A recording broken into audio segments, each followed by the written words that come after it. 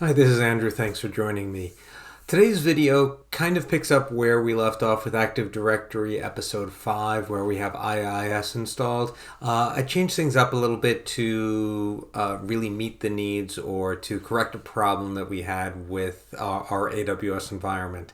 Ultimately, I couldn't join the IIS server to the domain for technical reasons that aren't important right now. So what I did is actually I have a domain controller at 123.155 and I installed IIS here. So they're on the same system. In the real world, they would normally be separate. In the real world, that technical issue wouldn't exist anyway, so it's not that big of a problem. So if you take a look, I have Active Directory installed here. If I go back down to Administrative Tools, I have IIS here as well.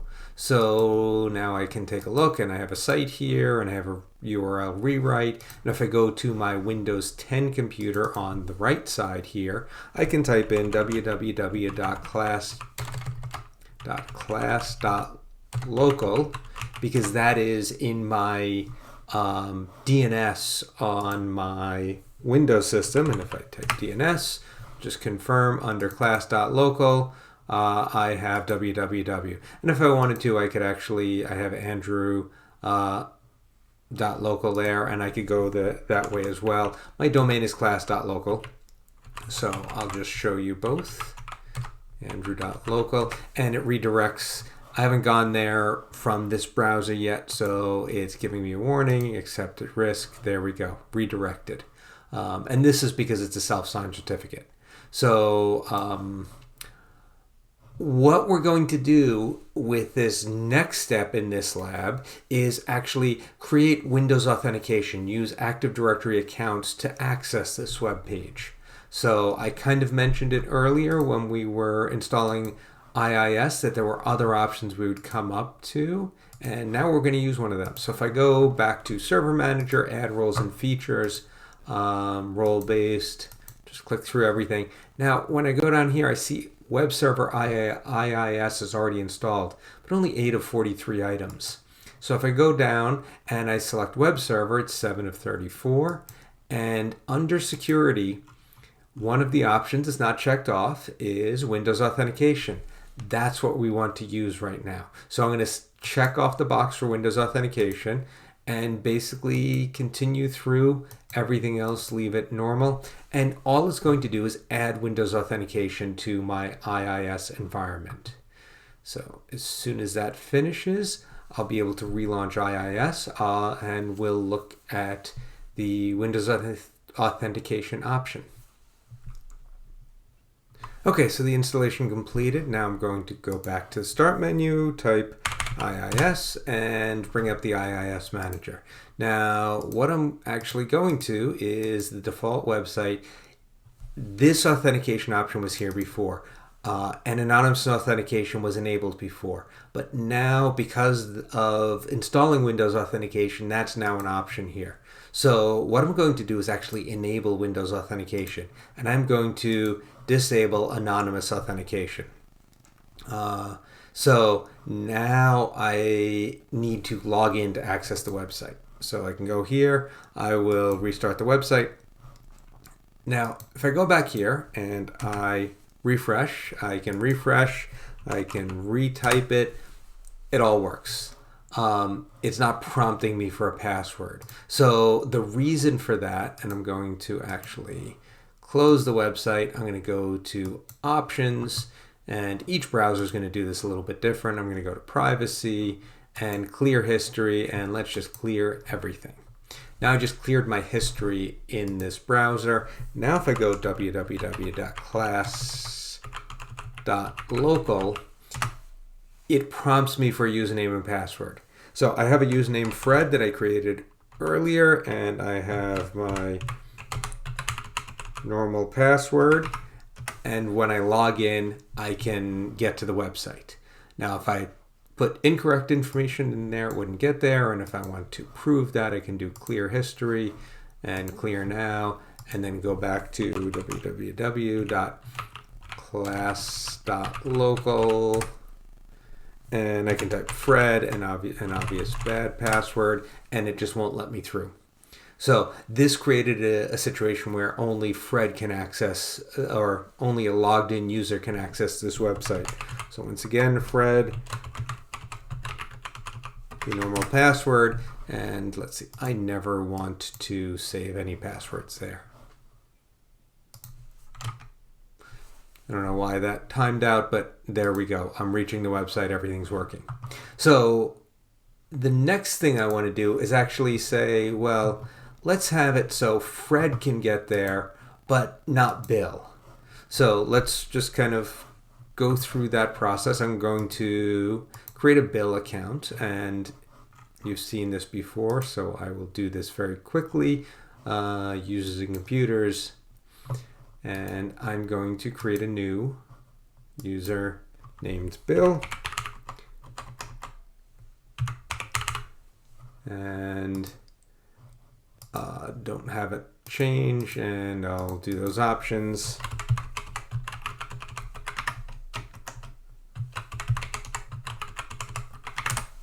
And there's my Bill account. So if I go back here, close that site, clear history, open it back up, www.class.local, prompts me again, and I can get in as Bill.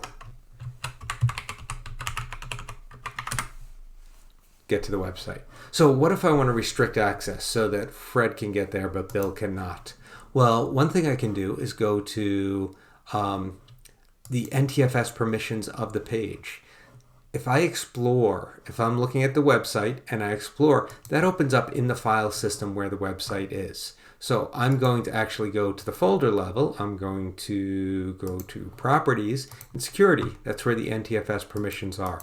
Now, Fred and Bill are both users. I'm going to just remove,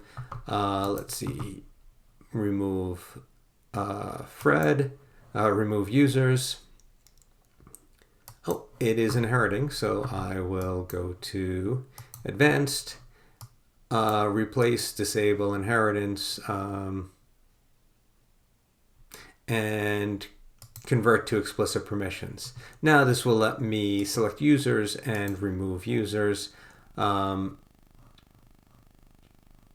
I am going to add,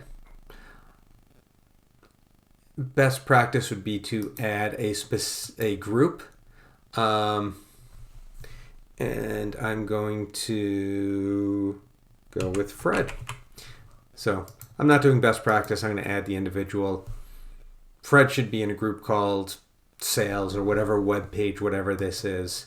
So I'm going to say okay. It resets permissions on everything below that. And now I'm going to, let's close that and clear my history. And I'm going to start by trying to log in as Bill. www.class.local. And when it prompts me, I was able to get in as Bill before. And it doesn't let me. But I can still get in as Fred because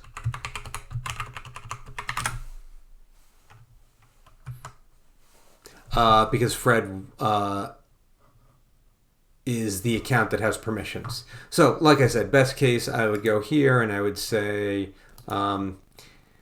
new group, and this group is for, let's call it QA instead of always using sales. And then I can go back to www.root and properties, security, and what I should have here instead of Fred, I will remove Fred and I will add QA.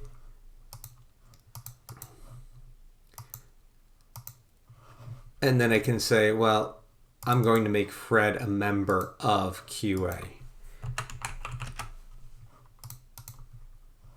And that's done. Now I come back here.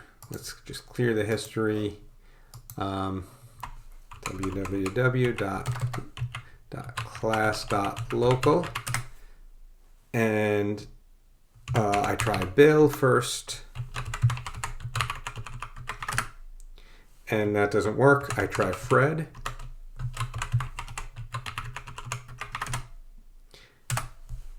And I'm not sure why it's giving that message the first time. And now let's say I We come back, and now Bill is a member of QA and should be able to access that website. I can go here, members, and add Bill. And now I can go back to that website again. And this time when I log in as Bill, I am able to get in because Bill now has NTFS permissions to that website. So now one more thing I want to do. So let's say we want to change the website that we're using, and I just typed this up and created a website that we could use. What I can do is I can go here and copy it into, actually let's copy it. So I'm going to right click and copy, and then right click and paste. So now the website is in the www root, but nothing's going to happen with it. I can go here, I can refresh this website, nothing changes. If I go back to IIS and I look at default documents, what it's looking for are these document names: default.htm, default.asp, index.htm, index.html, IIS start. I could add a page. I could say look for webpage.html, but that's a little bit atypical. So I'm going to just go back here and rename this to index, because that's normally what the first website you go to is, index.html. So now if I go here and I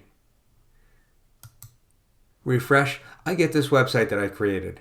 Professor Andrew's super web page. Sorry, no flashing graphics. This is just simply a little bit of text for the HTML that gives the information that gets displayed. Obviously not a web creation video, but you can see that now it defaults to that website.